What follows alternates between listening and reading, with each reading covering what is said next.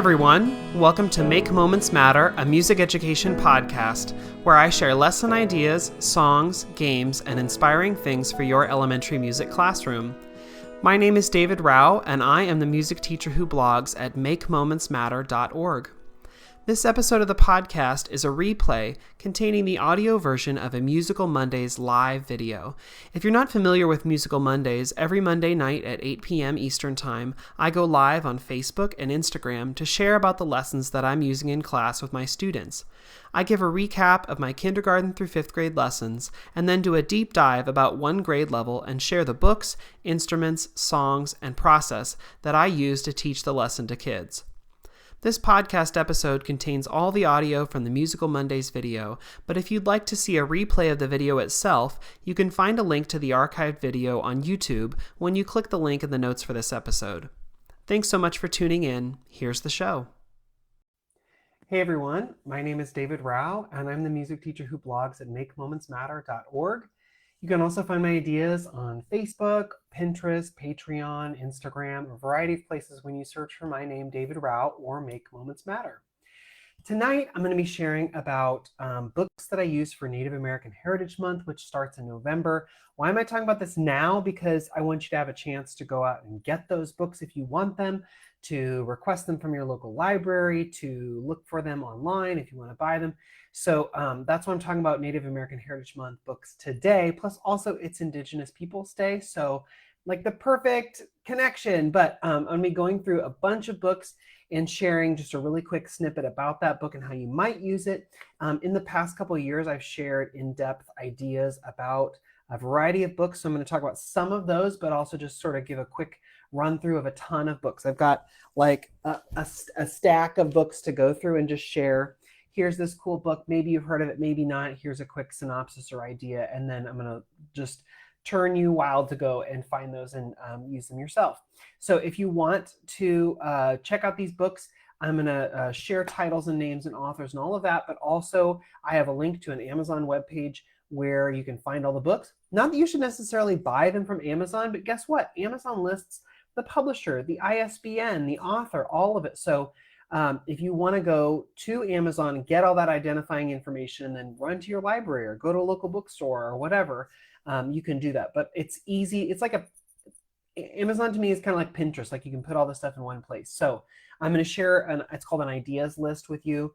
And then you can find all the information for all these books that I'm going to share in just a second. So if you want all that, it's on the links page on my blog, which you can find if you go to makemomentsmatter.org, or you can just click at the link at wherever you're watching or listening to this, and you should be able to go straight there. Okay, one more thing. If you are going to be in Northern Alberta on November 1st, I know that's not a lot of people, but if it's a specific group of people, I'm going to be presenting with the Alberta Orff chapter. That's in Edmonton on November 1st. So if you're around, we would love for you to join us. Check out information at the Alberta Orff's website, and you can also find it on my website too if you're interested and you want to come along. Okay, so like I said, I have a lot of books for Native American Heritage Month, which starts in November, is officially in the month of November, but I think you could use these books anytime throughout the year. There's some with some really expansive themes, which are really fun and easy to use. Not all these books are exclusively Native American stories. Some of them are just Native North American Indigenous people. And I kind of did that on purpose because I mean, now our country recognizes the boundary between Canada and the United States and Mexico. But before that, the Native American tribes were all throughout North America, and those borders didn't really mean anything. It was the tribal borders and tribal areas anyway. So I think North American stories are great stories to share with students in North America now. If you hear one of these stories and you go, wait, that's an Indigenous tribe from Canada, yes. Or, oh, this is a story from Mexico, yes. But I think that a lot of these stories can be kind of interwoven with the Native American Heritage Month if you're in the United States. Or also if you're in Canada and you want to focus on a Canadian story, there are some things there too. So, and there's one more I forgot. I got to pull out. Let me see if I can find it. Well, we'll get to it when we come to it. There's one more. Where did I put it? Well, there. Okay. Speaking of, I just thought about, oh yeah, wait, I have another book that I could totally pull out too for Canada. All right, anyway, so let me go through some of these books. And like I said, I'm going to just quickly go through because this is like a ton of books. And I'm going to share just basically the book, the title, the author, some themes and some things you could think about, and then some ideas. And like I said, there are many other videos in the past couple of years of these Musical Mondays videos if you want to go in more in depth. So the first book, and I think is a great one to start with, is called I Am Native. It's by Violet Duncan. There are 3 books I'm going to share about by Violet Duncan. I have talked about this in a previous year. I absolutely know because I've gone through and shared. But what I love about this book is it helps students who don't know, like don't personally know any Native American other students or other Native Americans. It helps to make them feel more maybe real life to a kid who's never met a Native American person. Because I feel like when kids in the schools that I've worked at, when we've talked about Native Americans, they are seen more historically, like the Pilgrims and the Native Americans, or back in the olden days. But it's not, you know, I feel like so many of my students have a hard time conceptualizing like Native Americans live and are with us right now. And unless you live near a place where there are, you know, is maybe, you know, a large community of Native Americans, it's harder for students to conceptualize because there's such a push in American education for like Native Americans around Thanksgiving, and all they see are these historical pictures and depictions. And so this is a great book to sort of break through that wall and help them see Native Americans as like alive and vibrant in the culture right now. This book, I Am Native. I'm a dancer. I dance the jingle dress dance. My mom braids my hair in 2 braids. I dance to bring healing and happiness to the powwow with my family. And then it says, in Native cultures, boys grow their hair long. It's a sign of a warrior. And then over here it says, I am Native. I'm a dancer. I dance in ballet class. My mom wraps my hair in a tight bun. In my dance class, I practice different ballet positions in my tutu. So 2 very different styles of dance, yet, you know, Native American kids experience both. There's an athlete where it compares hoop dancing with basketball. Here's a page about chef where it compares like traditional Native meals with like contemporary meals that you might find. An artist where, again, like traditional Native American artwork or traditional crafts type things, plus then also like what you might see in like a traditional you might see like in an art class in like a public school or something. So it helps compare and contrast so kids can see like Native Americans are people who are still alive and here and a vibrant part of our culture, and to sort of compare and contrast so they don't only get that idea of like Native Americans in a traditional depiction. So this is a great one to start with, I Am Native by Violet Duncan. Like I said, if you want to find any of these, they're on the links page with the names to the you can find them on that link to that Amazon page with like the title and the author and the ISBN and all that identifying information. In fact, I don't think you can buy this one from Amazon. I think you have to go to Violet's website, but I've linked that on the links page too. Okay, Walking Eagle, The Little Comanche Boy. This is by Anna Ulate, Eulate.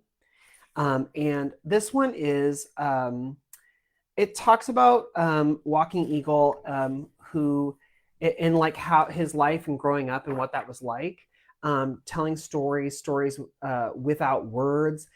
He didn't speak. He used his face, his hands, his smile, his eyes.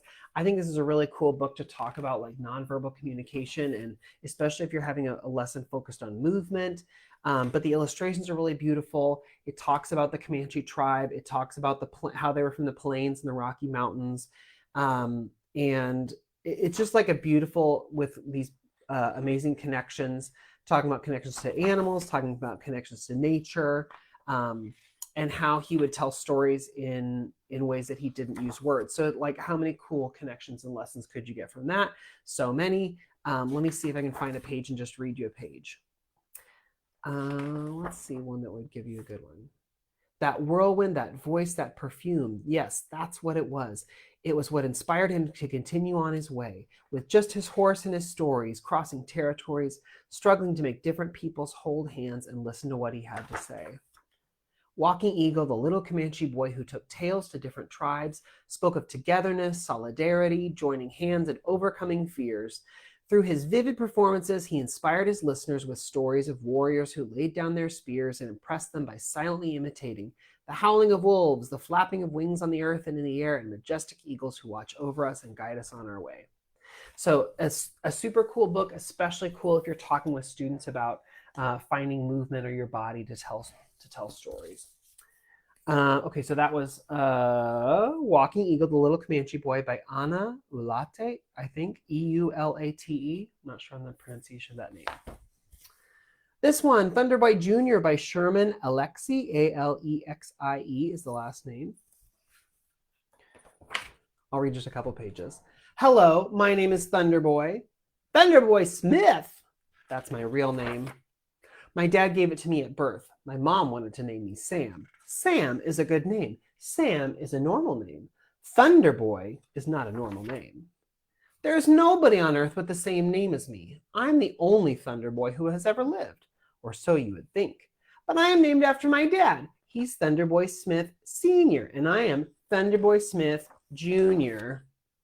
People call him Big Thunder. That nickname is a storm filling up the sky. People call me Little Thunder. That nickname makes me sound like a burp or a fart. Okay, so this is sort of fun. It goes through and talks about naming and why would you do that, naming things, and why he's named after his dad and how he's connected to that. And ultimately, he comes around being happy with his name. But I love that in this book that music is so much a part of it. They show dancing and drumming and powwows and just so many really cool connections. But then ultimately how he's connected to his family. Okay, so that's Thunderboy Jr. Definitely one to check out. That is by Sherman Alexie, Alexie. This one is called She Sang Promise, the story of Betty Mae Jumper, Seminole tribe leader. It's by Jan Godwin Anino. The last name is Godowyn and then Annino. Okay, so this is one that has a lot of text and a lot of story. And so this is one that I don't know that I would use for like lessons in that, like, I don't think I would go through and read all of the story because it is very long. It might be one that you read just parts of every week or just summarize or use for the pictures or the storytelling. The summary says, when Betty Mae Jumper was born in the wild heart of Florida, a child of the Seminole tribe, she sang promise in her cry. She grew up surrounded by the sing-song legends of the past, the stories of her people. Determined Betty Mae respected these songs, and she learned and grew. Storyteller, alligator wrestler, nurse, Betty Mae Jumper sang her own story. And when Betty Mae Jumper became one of the first women elected tribal leader in the modern time, she became a voice for her people. With respect for her past, she sang a vision for the future. She sang promise. So yes, she was like an iconic leader and really moved things forward, but also she was literally singing. This is not like figurative. It means like she was actually singing and storytelling. So it's cool if you want to talk about like storytelling and singing and using music. So that is She Sang Promise by Jan Godwin Anino. Okay, moving fast because there are a lot of books. So all you should check out and consider and read for yourself. So go to your local library and pull them up. Some of them are not available at your local library probably, but you should get them. We Belong to the Drum. This is by Sandra Lamouche, Lamouche. Actually, maybe that's a French word and I'm saying it wrong. But look, you open the page and there's so many drums. Oh, okay. Sorry, where's the okay. Nikosis had begun listening to the drum before he was born. Ba-boom, ba-boom, ba-boom, ba-boom. Okama says this is the first sound we hear, our mother's heartbeat. Nikosi spent his first summer on Mother Earth traveling to many powwows. As Nikosis grew, he learned to love the movement and music of powwow. Okawia loved to dance. Otawia loved to sing and drum. The drum made Nikosis want to dance. I'm assuming I'm pronouncing these wrong. It's been a long time since I looked at the pronunciation guide and I'm going through a lot really quickly. So I would say find a pronunciation and check it before you read these with your kids. Sorry. The drum made him want to sing. Way-ya, hey-ya, ho. So there's so many just like beautiful connections to powwow dancing and, sorry, not powwow dancing, but powwows and dancing and drumming. And he brings the drum to his school to share with his non-Native American classmates about what the drum means and how important it is. So it's a kind of cool one about taking your culture and sharing it with others, or taking this idea and sharing it. And how perfect would it be to share with students who don't have a connection to Native American culture, as this can be like that little boy taking his story. This can be that story. We Belong to the Drum by Sandra Lamouche, Lamouche. Okay, Fiddle Dancer by Ann Patton and Wilfred Burton. This is one about another one that has a lot of story. Like if you look at it, like holy smokes, there's a lot of words on the page. It actually is both in English and then in, oh gosh, which tribal language is this? I can't remember off the top of my head. So this is from Saskatchewan. So it's a Canadian tribe. And I don't remember which tribe. Pulling it off the shelf, I don't remember exactly. I could look. Michif, Michif, because in the back there's a CD where you have English narration and then also the narration in the tribal language. So this talks about a boy and his desire to be a dancer and join in like the tribal dances and the whole story that takes him there, and the jig dancing that they do and how he learns how to do it. It's a super, super cool book, but it does have a lot of story. And so I would say this might be one that you might portion out over time. Maybe you do a recorded read aloud that you share with students in their own classroom, or maybe you do take the time to read it all. I don't know. It depends on what you want to focus on, and how you want to connect that in your classroom. So this Fiddle Dancer by Ann Patton and Wilfred Burton, and comes with the CD if you want some extras in there. Speaking of dance, let's go from Canada further south to Mexico. This one's called Danza by Duncan Tonatiuh, Tonatuih. So this is about Amelia Hernandez, and I love the art in this one. It just reminds me of, I don't know, just so much cool folk art that I've seen over the years. But it talks about this little girl and how she, well, the blurb says, she saw a pair of dancers in the town square. The way they stomped and swayed to the rhythm and the music inspired her. She knew one day she would become a dancer. So she studied ballet and modern dance, but she would not forget the folk dance she did. And so eventually she found her own folk dance group to sort of bridge the world of modern dance and folk dance and bring it to maybe the forefront, and help sort of spread this idea of folk dance. So they were meant to be performances not just for like tribal purposes or like cultural purposes, but they're meant to be more performative. So another cool dance that brings in so many cool cultural elements, but also like talks about bridging the divide between what is like traditional dance and what is like performative dance or art dance. And another cool connection if you're wanting to connect to Native cultures and you want to talk about Native cultures of Mexico or greater North America and not just the United States or Canada. Okay, another dance. There are so many cool dance ones. This one's called Finding My Dance by Rhea Thundercloud. This is another one that centers around the powwow, and this girl, oh, I skipped too many pages, sorry.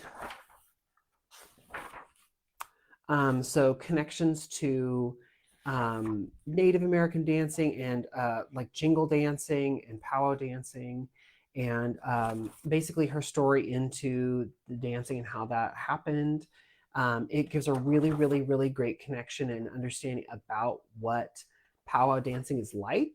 And then it also connects to like modern dance, contemporary dance, and how she had to sort of straddle the line between both worlds. So like ballet and maybe like Western dance traditions, and then also powwow and Native traditions too. But a very, very, very cool story. Along those lines, hold on, I have another one similar if you want to have another story. I have two here about another dancer who ventured into like Western dance. It is about Maria Tallchief, who was the first Native American prima ballerina in North America. Two books. One is called Maria Tallchief. This one is not really story. It's just like pictures and little snippets and like, I don't know. It's like someone took a fact sheet about Maria Tallchief and then just like paired it with photos and stuff. It is a cool book, but maybe not as much narrative as this one, Tallchief, America's prima ballerina. And this is more the story of her life and how she became a dancer and how her life progressed and how it changed over time. So this is really more of a narrative about Maria Tallchief. Okay, continuing on, this one's called Jingle Dancer. This one is by Cynthia Leitich Smith, Leitich is that last name, that surname. So this one I love, I've used for years. It's about a girl who wants to be a jingle dancer, but she knows she has to get like the actual jingles for her dress. And they can't order them because they just don't have enough time because the dance is coming up so fast. But she's really inspired. She wants to do it. She wants to be a part of it. And so she goes to other people in her community and asks them if she can borrow a jingle or two or get a jingle or two. And she gets enough from their dresses to make her own dress. It's a really, really sweet story. And it's like this girl who just wants to be a part of this. And hold on, let me see if I can find the iconic photo at the end of her actually dancing the jingle dance. Where's the cool picture? Yeah, there. And it's all the people who helped make the dress, donate things to her dress, and make the dress happen, because the jingles are actually like literally sewn into the dress. So this is a cool story about that. Jingle Dancer by Cynthia Leitich Smith. And two more, three more, several more dancers. Hold on. Okay, there's Simone in the dance contest. This is another one from our friends in the to the north. It's about jig dancing and how little boy Simone wants to be a jig dancer and like how he prepares and practices. I've talked about this one before, so if you want to go back to the Musical Monday video about that and see more of the story, you absolutely can. And I think I even have a couple jig dances that I connected and put in links back then. This is a super cool story, one that I love to leave. Actually, I've left that for a sub a couple times. Two more by Violet Duncan. This one's called Let's Hoop Dance. I love using this one every year, about her son and how he learns to hoop dance. My students like seeing this because they see the hoops. It reminds them of hula hoops. And even though it's not that kind of exact thing, like they like the idea of like, here are all the cool things you can do with the hula hoops. So they make the connection to like, here's this cool object and what are the cool things we can do with it. And then we take this lesson and we use it and we talk about, like, we grab scarves and we like say like, what could these become? Kind of like the hoops represent this for this tribe, or like this or this, and they use the hoops to represent those things. So we use this sort of as an inspiration, like what can we do, where we take an object and use it to represent something else. But we, along the way in the story, you see how and why they do all of this, and then you get to see a connection to him and his dad. And but the story is really great about laying out all the reasons, like how do they use the hoops, why do they use the hoops, what is the meaning behind that. It's a really, really cool book. And you can find videos of Violet Duncan's husband, who is in the book, like his pictures in the book. You can find pictures or videos of him actually dancing hoop dances, which is a super great connection to show kids when you're done. Then there's this one, another one by Violet Duncan called When We Dance. And this again talks about like the significance of Native American dance. Why do they dance? What do they do to dance? What's the point of it? They talk about like the healing aspect and the cultural aspect and the connections and like why they dance. Of the three Violet Duncan books that I've shown you, this is one that is really great for context, but I haven't gotten as many lesson ideas out of, but it's a really great book. And if you're buying the other two from her website, get that one too. It has so many cool pictures and great backstory. The other two are a little bit more narrative driven. There's this one called Night Dancer. This one's about, if you can tell from the picture on the front, about the Kokopelli. This is by Marcia Vaughn, Vaughan. And so this is about the Kokopelli and like the legend of the Kokopelli, which is like, I want to say in the Southwest in the United States, tribes that were there, like the Rio Grande and like further into, like you see the Kokopelli a lot when you visit, I mean, what am I, like Utah, New Mexico, things like that. And so the Kokopelli is not just one tribe. I feel like it's been around with a lot of different tribes. It shows up in different storytelling, but this is a really cool version where he lifts his flute and he pipes a tune, and then there's this song that comes back. Come dance, come dance, come dance with me, stepping and stamping joyously, like the stars in the wind, happy and free. Who'll dance the night away with me? And so a coyote comes down and dances with him, and then a snake follows the coyote, and a turtle follows the snake. And by the time they're done, there are these native to the area animals that come and dance with the Kokopelli, and it gives a little bit more of the story and the history and the legend of the Kokopelli, which is kind of cool. So this is Come Dance With Me, or sorry, Night Dancer by Marcia Vaughn, the mythical piper of the Native American Southwest. And two more. Okay, Powwow Day. This is one by Tracy Sorrell, Sorell. Love this one too. This one's about a little girl who really wants to dance in the powwow, but can't. She's sickly. It doesn't say exactly what's going on, but she's going through medical treatments and just can't, doesn't have the strength, doesn't have the energy to go and dance, but they still go. It talks about how the dancing can be healing and restorative, and why do they dance these dances. It gives a lot of really great tradition. It gives a lot of talks about the tradition, gives a lot of good context. It's super cool for younger kids because the pictures are just so beautiful, and kids connect with the little girl on the side. Like they see from her perspective what she's seeing and experiencing. They hear as if they're also the ones on the sidelines learning, listening. So this is like a great one to give context to kids. And just a really beautiful story. This is Powwow Day by Tracy Sorrell. And then one last story, and there's one more again from our friends up north. It's called Fishing with Grandma by Susan Avinkok and Marin Vatsua. The first last name is Avingaq, and the Marin's last name is Vsetula. Like I said, these are linked on the links page if you want to go find them. And this is about kids and wanting to go jigging for fish, and what they learn from their grandma, like what are the traditional things they need to do. They go out onto the ice, they go out and they go sledding, or sled dogs come by, and they see all these cool connections to ice fishing. Why do they do it? How do they do it? It gives these really great explanations. Again, as if you're the one going out on the ice with them. It doesn't have a musical connection. It doesn't have a dance connection. Why do I use it? It's a beautiful story about like learning from your grandparents, learning from your elders. And I use this and then pair like, how many songs do we have about fishing, or how many songs do we have about fish or animals or ocean? I feel like you can pair any ocean or animal story with this, or stories about grandparents with this. And this is just a beautiful, beautiful book that kids love to read and see. And then you can make any sort of ocean or water or fish connection that you want. It doesn't have to be thematic in the story, but this is a great story that acts as an anchor for your lesson. Okay, so there's a bunch of stories here. How many did I go through? 1, 2, 3, 4, 5, 6, 7, 8, 9, 10, 11, like 17-ish.